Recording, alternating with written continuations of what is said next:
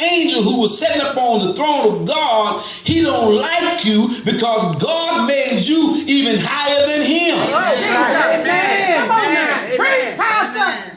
God made us better than the angels because the angels can't make choices like we can. God said that I'm going to make man and I'm going to make him in my image and in my likeness. In other words, you can choose like you want to. Angels can't do but do what God tells them to do. That's right. Amen. Can I get a witness? Preach, Pastor. But let me finish this. Now there's a second government, and we see that the second government here on earth is that now we got to choose. We got to choose from right and wrong. Yes. We got to deal with flesh and blood. We got to deal with the spirit and the anointing. We got to deal with these things. We got to wrestle with this. Can I get a witness? Yeah. And guess what? Our opposition is really not against flesh and blood. Amen. Because God designed man to love each other, to deal with each other, and work out our differences with each other. Can I get a witness? The Bible says, let us reason together. How many know that you can get along with everybody if you really want to? That's right. Amen. That don't mean you're going to sit down with them and get along. You can get along. Hey. That's right. Amen. That's right. Am I right about it? Amen. You ain't got to hate your enemies. Can I?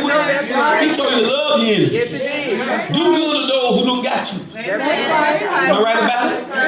See, you don't let nobody have no control of me. I'm going to enjoy my life. Amen. That's right. Folks, you don't like you still going to sleep thinking about it. Amen. That's right.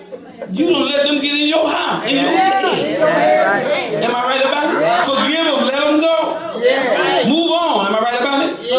But listen, that's a second government, and it's opposed to the first government. The government down here is opposed to the government in heaven, because the government in heaven is that we are the image of God. We have dominion over the power on the earth. So you got to remember, when God cast Satan down, where did he cast him at? He cast him down on the earth. And of course, he was already here. And so as soon as Adam and Eve was made, where did he show up at? He showed up in the serpent. Yes. God said, now I'm gonna give y'all a charge, because I'm not gonna dictate to you your life. Amen. How many know? Stop getting mad with folk because they choose to do stuff crazy. Amen. That's right. It's their life. Am I right? That's right. That's right. God put the tree there in the garden. He said there's a tree of good and evil. And you got more good to choose from, but you got this one evil tree here. Amen. Don't bother that. If you bother, there's consequences that come with it. Amen. But God didn't put a fence around it and said, do not touch. All right now. Y'all get that? Amen. So what it is, it's up to them whether they do it or not. And guess what? This is the point. That you got to remember that the enemy, his purpose is this, and I hope you get some notes on this today. The purpose of the enemy, see, the government of the devil brings today is death and darkness. Come on now. Death and darkness is of the devil. Yes, Lord. He comes to steal, kill, and destroy. That means death. He won't take you out. He don't want you to go forward. He don't want you to win. He don't want you to be happy. He wants you to be down. He wants you to be discouraged. He wants you to have depression. He wants you to commit suicide. He wants you to not enjoy your life. Yeah. Glory. He wants to bind you up. And then darkness had to do with fear. Darkness had to do with evil and iniquity and things that scare you. Yes. Preach. People worry about what the devil can do. Jesus. When they don't realize, when they go back to the originality, that Satan got to serve God. Y'all don't know Satan is just a servant of God. That's right. That's right. Talk to me here. He's just a servant of God. And Jesus recognized when Satan tried to tempt Jesus, he said, came to Jesus in his morning gown, and he said, if you just cast down yourself and all this kind of stuff. And Jesus said, if you bow down and worship me, Jesus said, listen, you got to remember this, that God said that he's the God and he's the only one you shall worship. All right. You the only one. You know that the only God is him. Right. And you got to serve him. Amen. Can I get a witness? Amen. Satan is not above Jesus. Right. Jesus. But if the devil can get you to think he got that, yes, Lord, then he'll have you worried about him rather than calling on the name of Jesus. Amen. No other name above heaven where a man may be saved but the name of Jesus. Can I get with us? Let me go on here, but listen. The purpose of the enemy is to draw you away from God. Amen. Purpose of the enemy is to draw you away from the purpose of the enemy. There is a purpose in the enemy. There's a purpose in the enemy. You need an enemy. Amen. God couldn't show who he is without an enemy. Amen. You would never know what God could do unless you had some opposition. Amen. That's right. And so there's a purpose in the enemy. Yes. There's a purpose in your enemy. Yes. Can I get a witness? Every now and then you need to see some opposition. Yes. You doing good and you don't never see no opposition. That's an indication you ain't doing on the right track. Amen. Wow. But if you're on the right track and there's an opposition that rises up against you, that's an indication that you're on the right track. Amen. I must be doing something right. Yes. Are you with me? And God is about right. And God is about what's good. And God is about going forward, not going backwards. Yes. And so the purpose of the enemy is to draw you away from God. Amen. To draw you away from God. Then the second purpose of the enemy, once again, is to rob. He's to steal. He comes to steal, kill, and destroy. And listen, remember that. He's to draw you away from God. Come on now. And to steal what God has already given you. He's giving you life. He said he came to steal, kill, and destroy. He said, but I came that you might have life. Yes. Yes. And that you might have it what? More abundant. Yes. How many know God wants you to enjoy your life? Amen. Don't let nobody bind you up, tell you can't go to the movie. Amen. Or you go on the hell. Folk crazy. Amen. You better say so. Amen. People try to tell you can't even listen to a love song. All right now. You hear what I'm saying? Amen. That's the devil. That's the devil distorting the truth. Amen. Are you with me? Amen. And Romans 14 chapter said that the kingdom of God is not meat and drink. Amen. But it's joy in the Holy Ghost. Amen. And in other words, he said, don't judge nobody based on materialistic things that they do or what they do in the flesh. He said, but judge them rather on this, that they have enough love to consider their brother to hinder them from Christ. Jesus. All right, that's a little deep there. Amen. Go ahead, Pastor. Say it. In other words, you got to make sure you don't try to distort anybody. Stop trying to feed folks something you don't really know about. Right now. Some people try to teach some stuff. You better make sure. The Bible tells you, be careful what you try to teach somebody. You better say so. Right. Then folks just getting saved, then you go teach some crazy mess. Amen. Folks just got saved. And half of the people who came up in 1940 something don't even know how to tell you how to get saved. Amen. Come on now. My God. Amen. They think you got to pull off stuff. I know that's right. You better say so. And join a holiness church. Holiness ain't no name. Holiness is a life. Amen. Style. Amen. And what I'm saying is that you got to make sure that the devil don't use you to hinder anybody who come to Christ. Amen. That's right. Because the devil can use religious folk. Amen. Yeah.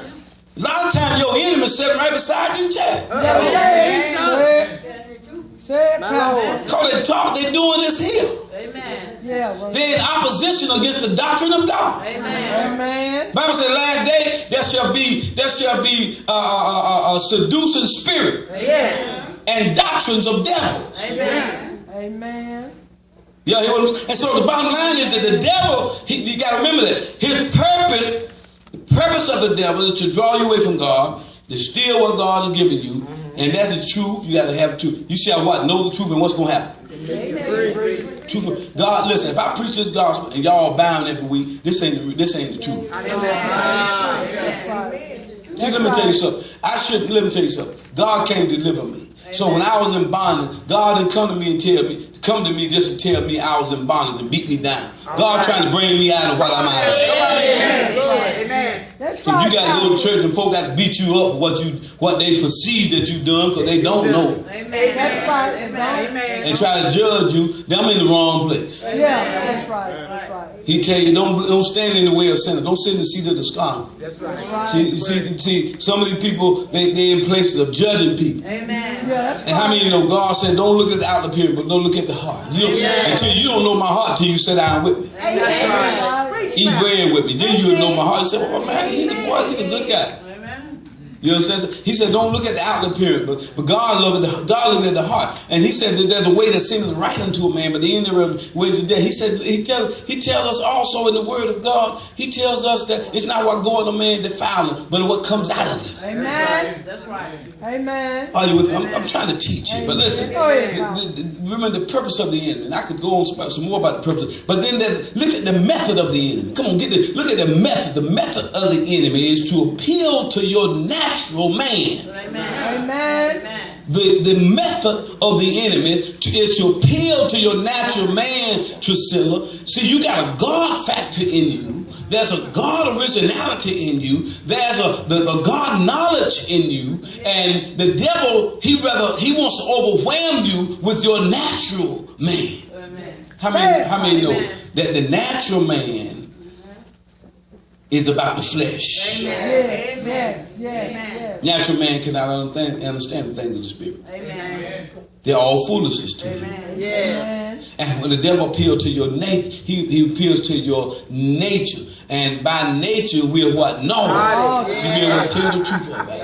Yeah, that's right. I don't care how holy you are now and righteous you are now. If you set up the right environment for you, you will act just like the devil. Amen. Sometimes I won't be able to tell the same of y'all in here. I told you, if all I need to do is break out cheese or brick, how? Everybody coming up out there. Even me, I love that song. I'm just showing you. How many know? You can talk all you want to. You put you in the right environment, right occasion. You gonna monk up. Okay, what kind of title you talking? You don't fool that man. You be the archbishop, don't make no difference. And listen, the devil never come to you trying to appeal to you in your religious order. You better say so. He come to make sure he come to old Charlie. Come on now. He ain't worried about Minister Charlie. He trying to dig in there for old Charlie. I know old Charlie in there. Oh yeah, bring old Charlie out. Y'all ain't hear me. Yeah, that's right. That's why Paul said, I gotta kill, I gotta die daily. I know that's right. I gotta die from some stuff that I already done, because look at scripture. He says, because the old man will pop up. Yes, he will. Yes, he will. How many can be with it? I was honest.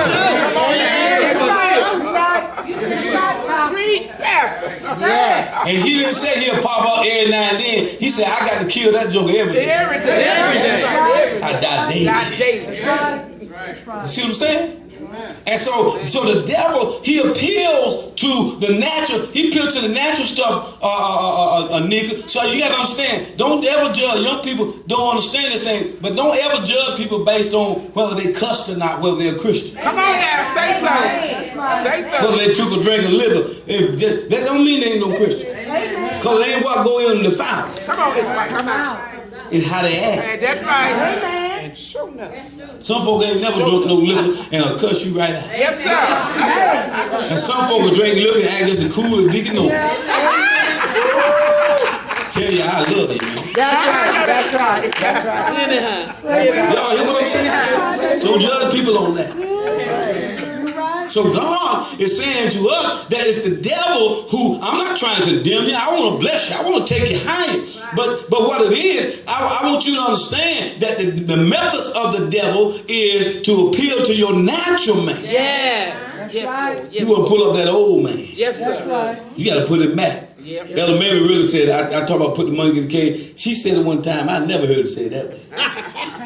I had to put my monkey in the cage or something. I don't know how she said it. I got a monkey in my cage. Huh? Go ahead, man. I got a monkey in my cage. She said she got a monkey in the cage. All of y'all monkey in the cage. But your monkey out in the cage, you in trouble. That's right. Let him out now. But you got to put him in his cage. Yes, sir. Put him in his place. Yeah.